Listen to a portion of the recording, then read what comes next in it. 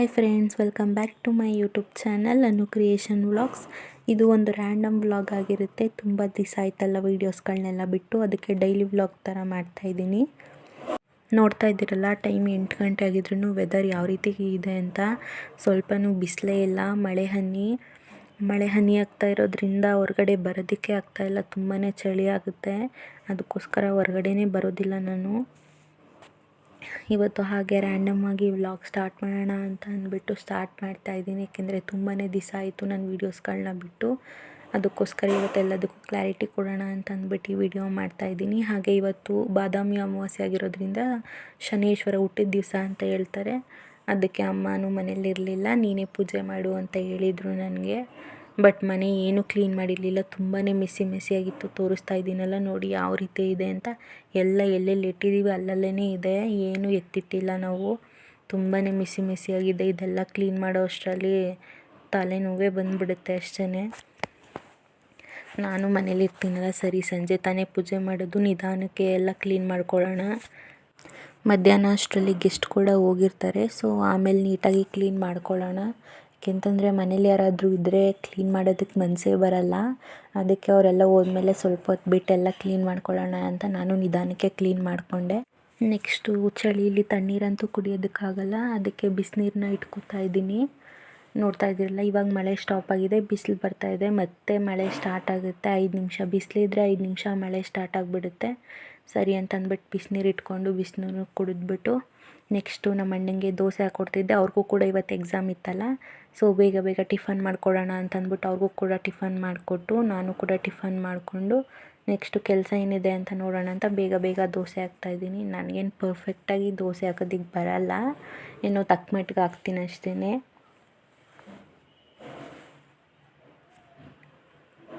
ಇಷ್ಟು ದಿನ ಏನಕ್ಕೆ ವೀಡಿಯೋಸ್ಗಳನ್ನ ಮಾಡ್ತಾ ಇರಲಿಲ್ಲ ಅಂತಂದರೆ, ನನಗೇನೆ ಸ್ವಲ್ಪ ಹೆಲ್ತ್ ಇಶ್ಯೂಸ್ ಆಗಿತ್ತು, ನನಗೇನೆ ಹುಷಾರಿರಲಿಲ್ಲ. ಇದ್ದಕ್ಕಿದ್ದಂಗೆ ಹೈ ಫೀವರ್ ಆಗಿಬಿಟ್ಟಿತ್ತು, ತುಂಬ ಕೆಮ್ಮು ಎಲ್ಲ ಇತ್ತು. ಸೊ ಆಮೇಲೆ ಹಾಸ್ಪಿಟ್ಲಿಗೆಲ್ಲ ತೋರಿಸ್ಕೊಂಡು ಆಮೇಲೆ ಟ್ಯಾಬ್ಲೆಟ್ಸ್ ಎಲ್ಲ ಕೊಟ್ಟರು, ರೆಸ್ಟಲ್ಲಿರೋದಕ್ಕೆ ಹೇಳಿದರು. ಅದಕ್ಕೆ ನಾನು ರೆಸ್ಟಲ್ಲೇ ಇದ್ದೆ, ಯಾವುದೂ ವೀಡಿಯೋಸ್ಗಳನ್ನೂ ಮಾಡಿರಲಿಲ್ಲ. ಹಾಗೆ ಕಾಲೇಜ್ಗೂ ಕೂಡ ಹೋಗಿರಲಿಲ್ಲ ನಾನು. ಮನೇಲಿ ಕೂಡ ಅಮ್ಮ ಮತ್ತು ಆಂಟಿ ಇದ್ದರು, ಅವರೇ ಮಾಡ್ಕೊತಿದ್ರು ಎಲ್ಲನೂ. ನಾನೇನು ಮಾಡ್ತಾ ಇರಲಿಲ್ಲ, ಅದಕ್ಕೋಸ್ಕರ ವೀಡಿಯೋಸ್ಗಳನ್ನೂ ಮಾಡ್ತಾ ಇರಲಿಲ್ಲ ನಾನು. ಇಲ್ಲಾಂತಂದರೆ ಆವಾಗಲೇ ವೀಡಿಯೋಸ್ಗಳನ್ನೆಲ್ಲ ಮಾಡಿ ಎಡಿಟ್ ಮಾಡಿ ಬಿಡ್ತಿದ್ದೆ. ಕಾಲೇಜ್ಗೂ ಕೂಡ ಹೋಗಿರಲಿಲ್ಲ, ಲಾಂಗ್ ಗ್ಯಾಪ್ ಆಗಿಬಿಟ್ಟಿತ್ತು. ಅದರಿಂದ ವರ್ಕೆಲ್ಲ ತುಂಬ ಪೆಂಡಿಂಗ್ ಬಿದ್ದುಬಿಟ್ಟಿತ್ತು. ಸೊ ಅದರಲ್ಲಿ ಒಂದು 50% ಇವಾಗ ಕ್ಲಿಯರ್ ಮಾಡ್ಕೊಬಿಟ್ಟಿದ್ದೀನಿ. ಇನ್ನೊಂದು 50% ಆಗೋಷ್ಟು ಇನ್ನೂ ಸ್ವಲ್ಪ ವರ್ಕ್ ಇದೆ. ಆದ್ರೂ ಓಕೆ, ತುಂಬ ದಿವಸ ಆಯಿತು, ತುಂಬ ಗ್ಯಾಪ್ ಕೊಡೋದು ಬೇಡ ಅಂತ ಅಂದ್ಬಿಟ್ಟು ಈ ವಿಡಿಯೋನ ಮಾಡ್ತಾ ಇರೋದಷ್ಟೇ. ಏನೂ ಕಂಟೆಂಟ್ ಇರಲಿಲ್ಲ. ಓಕೆ, ನಾರ್ಮಲ್ ಡೈಲಿ ವ್ಲಾಗ್ ಮಾಡೋಣ ಅಂತ ಅಂದ್ಬಿಟ್ಟು ಇದನ್ನು ಮಾಡ್ತಾಯಿದ್ದೀನಿ.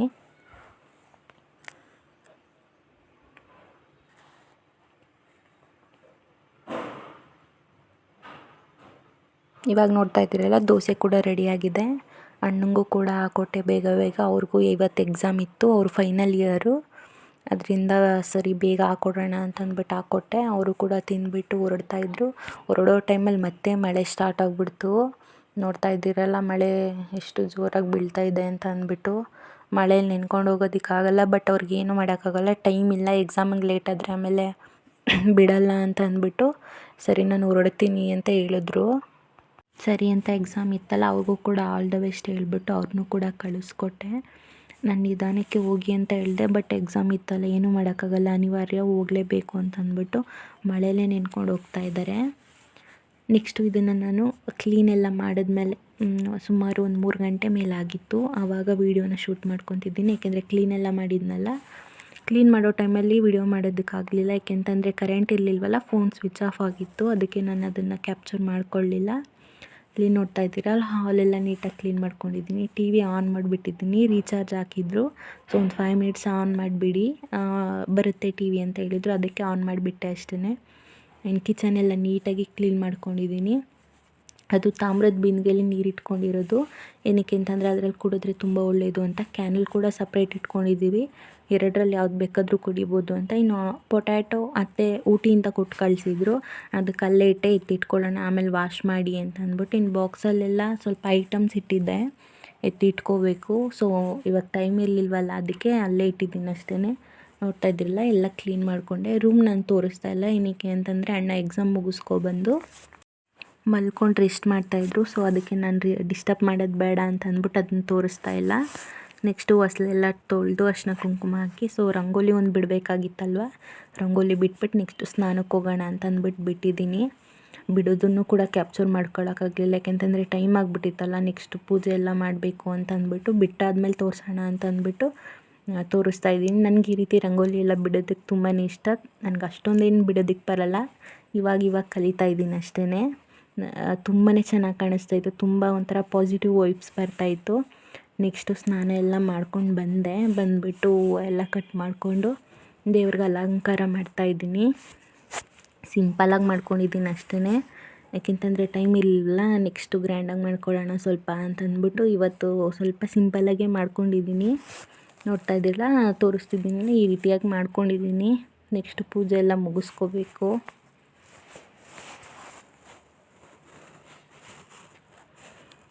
ದೇವಸ್ಥಾನಕ್ಕೆ ಹೋಗಬೇಕಾಗಿತ್ತು, ಬಟ್ ಹೋಗೋಕ್ಕಾಗಲಿಲ್ಲ ನನಗೆ ಇವತ್ತು. ಮಳೆ ಬೇರೆ ಇತ್ತಲ್ಲ, ಹೊರಗಡೆ ಎಲ್ಲೂ ಹೋಗೋದಕ್ಕೆ ಮನಸ್ಸೇ ಬರಲ್ಲ. ಅದಕ್ಕೋಸ್ಕರ ಮನೆಯಲ್ಲೇ ಪೂಜೆ ಮಾಡ್ಕೊತಿದ್ದೀನಿ.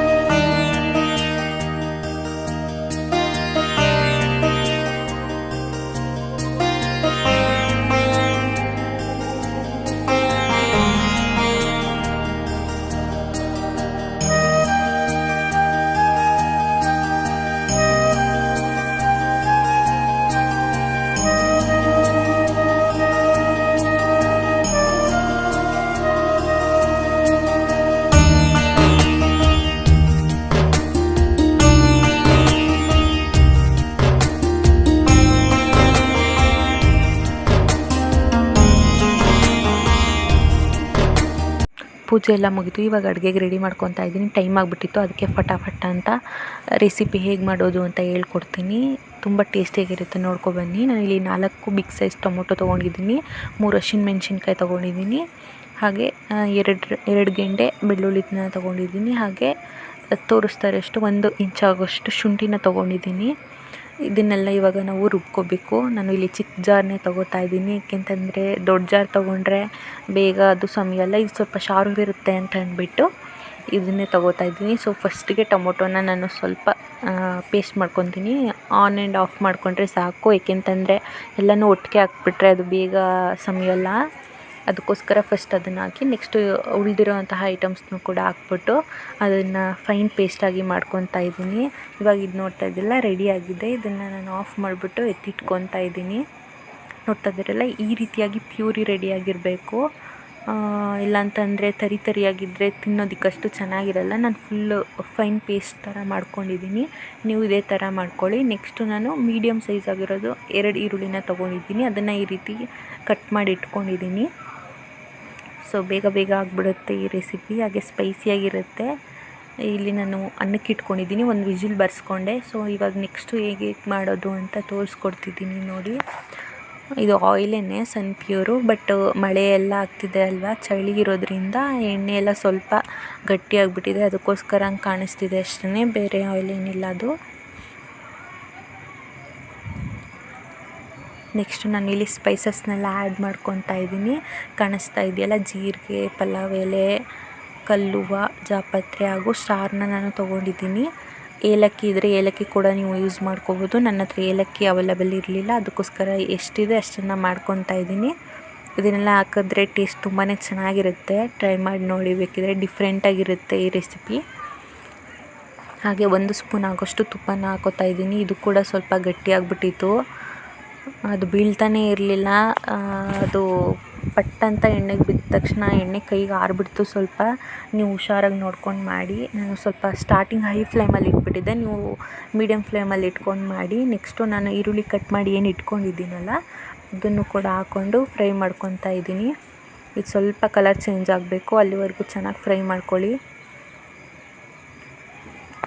ಚೆನ್ನಾಗಿರುತ್ತೆ ರೆಸಿಪಿ, ಡಿಫ್ರೆಂಟಾಗಿರುತ್ತೆ. ನಾನು ಕೂಡ ಒಂದು 3 to 4 ಟೈಮ್ಸ್ ಇದನ್ನು ಟ್ರೈ ಮಾಡಿದ್ದೀನಿ. ನಾನು ಮಾಡಿ ನನಗೆ ಇಷ್ಟ ಆದಮೇಲೆ ನಾನು ನಿಮಗೆ ಇದನ್ನು ತೋರಿಸ್ತಾ ಇರೋದು. ಟ್ರೈ ಮಾಡಿ ನೋಡಿ ಹೇಗಿದೆ ಅಂತ ಅಂದ್ಬಿಟ್ಟು. ಚೆನ್ನಾಗಿ ಬಂದರೆ ನನಗೆ ಕಮೆಂಟ್ ಮಾಡಿ ತಿಳಿಸಿ. ನೆಕ್ಸ್ಟ್ ನಾವು ಪ್ಯೂರ್ ಏನು ರೆಡಿ ಮಾಡಿ ಇಟ್ಕೊಂಡಿರ್ತೀವಲ್ಲ ಅದನ್ನು ಇಲ್ಲಿಗೆ ಹಾಕ್ಕೋಬೇಕು. ಹಾಕ್ಕೊಂಡು ನೀಟಾಗಿ ಮಿಕ್ಸ್ ಮಾಡ್ಕೊಳ್ಳಿ. ಎಣ್ಣೆ ಮತ್ತು ಅದು ಎಲ್ಲ ಚೆನ್ನಾಗಿ ಮಿಕ್ಸ್ ಆಗಬೇಕು. ಮಿಕ್ಸ್ ಮಾಡಿಕೊಂಡು ಇದನ್ನೊಂದು 5 ಮಿನಿಟ್ಸ್ ಬಿಟ್ಬಿಡಿ ಸಾಕು. ಕಲರ್ ಮಾತ್ರ ತುಂಬಾ ಚೆನ್ನಾಗಿ ಬರುತ್ತೆ. ನಾನು ಇವಾಗ ಫ್ಲ್ಯಾಶ್ ಲೈಟ್ ಆಫ್ ಮಾಡಿಬಿಟ್ಟು ತೋರಿಸ್ತಾ ಇದ್ದೀನಿ, ನೋಡ್ತಾ ಇದ್ದೀರಲ್ಲ. ರೆಡ್ಡಿಶ್ ಆಗಿ ಬರುತ್ತೆ ಇದು, ಒಂಥರ ರೆಡ್ ರೈಸ್ ಅಂತ ಕೂಡ ಕರಿಬೋದು ಇದನ್ನು. ಚೆನ್ನಾಗಿರುತ್ತೆ.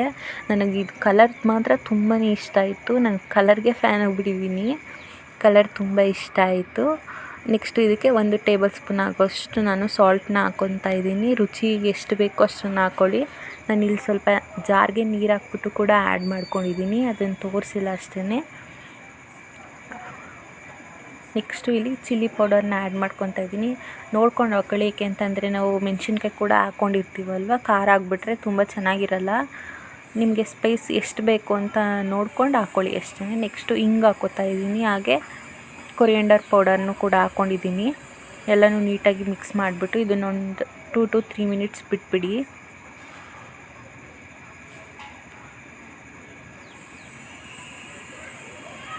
ಇವಾಗ ನೋಡ್ತಾ ಇದ್ದೀರಲ್ಲ, ನಾನು ಲಿಡ್ ಓಪನ್ ಮಾಡಿ ತೋರಿಸ್ತಾ ಇದ್ದೀನಿ. ಇದು ಇವಾಗ ಗ್ರೇವಿ ಕನ್ಸಿಸ್ಟೆನ್ಸಿಗೆ ಬಂದಿದೆ. ಕಲರ್ ಮಾತ್ರ ತುಂಬಾ ಚೆನ್ನಾಗಿ ಕಾಣಿಸ್ತಿದೆ. ಫ್ಲ್ಯಾಶ್ ಲೈಟ್ಗೆ ಅಷ್ಟು ಕಾಣಿಸ್ತಿಲ್ಲ ಅಂತ ಅಂದ್ಕೊಂಡಿದ್ದೀನಿ, ಬಟ್ ನನಗೆ ಪರ್ಸ್ನಲಾಗಿ ತುಂಬ ಇಷ್ಟ ಆಯಿತು ಕಲರು. ನೋಡ್ತಾ ಇದ್ದೀರಲ್ಲ, ಫ್ಲ್ಯಾಶ್ ಆಫ್ ಮಾಡಿ ಕೂಡ ತೋರಿಸಿದ್ದೀನಿ ನಾನು.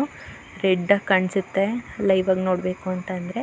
ಇವಾಗ ನಾನು ರೈಸ್ನ ಆ್ಯಡ್ ಮಾಡ್ಕೊತಾ ಇದ್ದೀನಿ. ಫಸ್ಟ್ 1 ಕಪ್ ಹಾಕ್ಕೊಂಡಿದ್ದೀನಿ. ನೆಕ್ಸ್ಟ್ ಮತ್ತೆ ಇನ್ನೂ 1 ಕಪ್ನ ಹಾಕ್ಕೊತಾ ಇದ್ದೀನಿ. ಹಾಕ್ಕೊಂಡು ನೀಟಾಗಿ ಗ್ರೇವಿ ಕನ್ಸಿಸ್ಟೆನ್ಸಿ ನೋಡ್ಕೊಂಡು ಹಾಕ್ಕೊಳ್ಳಿ. ಗ್ರೇವಿಗೆ ಎಷ್ಟು ಅನ್ನ ಹಿಡಿಯುತ್ತೆ ಅಷ್ಟನ್ನು ಹಾಕ್ಕೊಂಡು ಮಿಕ್ಸ್ ಮಾಡ್ಕೋಬೇಕು.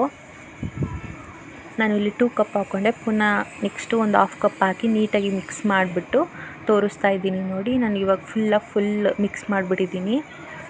ಟೋಟಲ್ 2.5 ಕಪ್ ಆಗೋಷ್ಟು ನಾನು ರೈಸ್ನ ಆ್ಯಡ್ ಮಾಡ್ಕೊಂಡಿದ್ದೀನಿ. ಇವಾಗ ಫ್ಲೇಮ್ ಆಫ್ ಮಾಡಿಬಿಟ್ಟು ಪ್ಲೇಟ್ಗೆ ಸರ್ವ್ ಮಾಡಿ ತೋರಿಸ್ತೀನಿ ನೋಡಿ. ಎಷ್ಟು ಚೆನ್ನಾಗಿರುತ್ತೆ ಗೊತ್ತಾ. ಟೇಸ್ಟ್ ಮಾತ್ರ ಸಖತ್ತಾಗಿತ್ತು, ಸೂಪರ್ ಸ್ಪೈಸಿ ಆಗಿತ್ತು.